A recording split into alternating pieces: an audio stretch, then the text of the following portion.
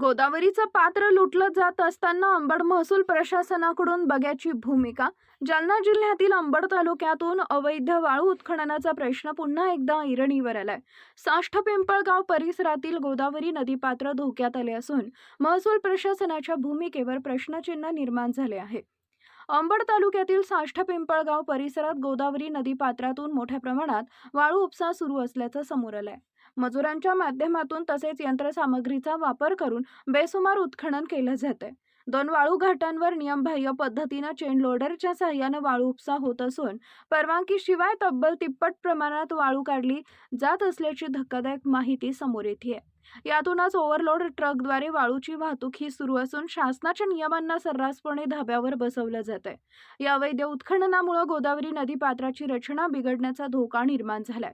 पर्यावरणीय समतोल बिघडण्याची शक्यता व्यक्त केली जाते. मात्र या सर्व प्रकाराकडे अंबडचे उपविभागीय अधिकारी आणि तहसीलदार यांचे प्रशासन दुर्लक्ष करत असल्याचे चित्र दिसून येत आहे.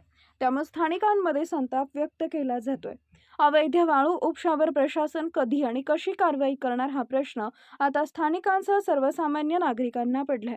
या गंभीर प्रकरणाकडे वरिष्ठ अधिकाऱ्यांनी लक्ष देणं गरजेचं आहे.